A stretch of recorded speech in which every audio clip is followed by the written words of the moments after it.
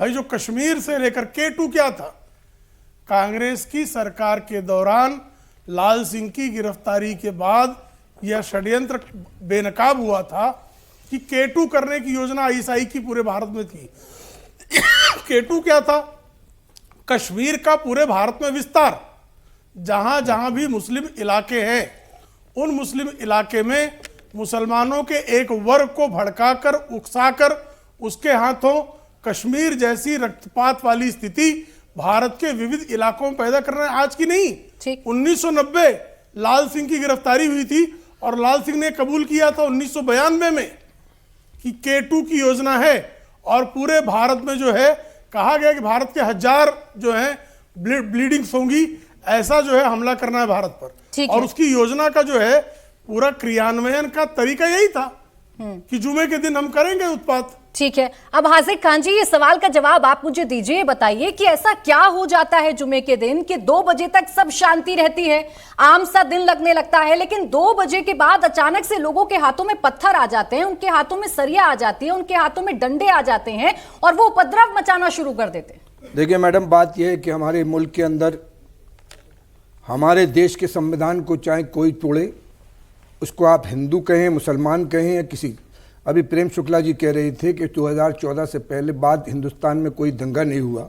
मैं इनसे पूछना चाहता हूं कि हरियाणा में जो जाटों ने आंदोलन किया था उसमें जो कितने लोग मरे थे और कितने लोगों की आबरू लूटी गई थी? मणिपुर में जो दंगा हुआ उसमें हिंदुस्तान में कौन से मुसलमान इन्वॉल्व थे? गुजरात में जो ठाकुरों के बीच में आंदोलन हुआ उसमें झगड़ा हुआ, उसमें कौन थे?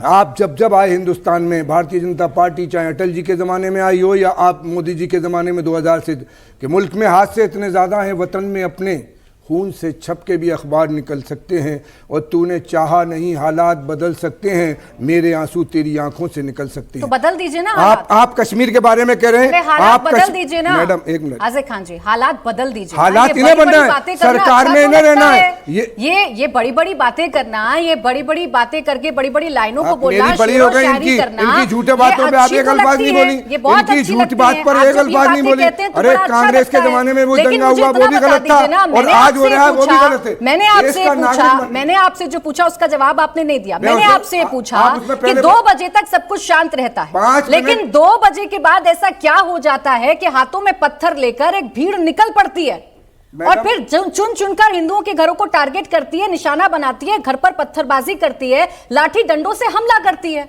देखिए मैडम, चाहे वो जुमे की नमाज की बात करें या राम के नाम पर 65 लोगों को हिंदुस्तान में कत्ल कर दें, कातिल हैं, गलत करते हैं, देश के संविधान के साथ करते हैं, खराब करते हैं देश की। हम ये कहते हैं कि देश की संपत्ति चाहे मुसलमान जलाए या हिंदू जलाए मुसलमान की, या इस आज जो बिल्डोजर से गिराई जा रही हैं वो न किसी मुसलमान की है न हिंदू की है, बल्कि राष्ट्र की संपत्ति है। और इस राष्ट्र की संपत्ति, यही बातें कवर फायर देती हैं ऐसे लोगों को, आपकी यही बातें हैं जो ऐसे लोगों को हिम्मत देती हैं, ऐसी कोई जो पत्थरबाजी करने लगते हैं और उनकी इतनी हिम्मत हो जाती है, उनकी इतनी हिम्मत हो जाती है कि वो घर में जाकर पत्थरबाजी करते हैं, उनकी इतनी हिम्मत हो जाती है कि वो गलियों में दौड़ने लगते हैं, वो सरकारी संपत्ति को नुकसान पहुंचाने लगते हैं, वो वाहनों में आग लगाने लगते हैं। नहीं लगता आपको कि सोच आपको बदलनी होगी? आपने सुना नहीं, मैंने कहा मुसलमान करे, हिंदू करे, कोई भी करे, ये देश के लिए नुकसानदेह है, ये राष्ट्र का नुकसान है, ये हिंदू का मुसलमान का नहीं है, किसी की संपत्ति। तो जब जानते हैं हाजिक खान जी तो रोकने के लिए कुछ तो करेंगे। अरे रोकना हम क्या कर रहे हैं, नहीं करना चाहिए,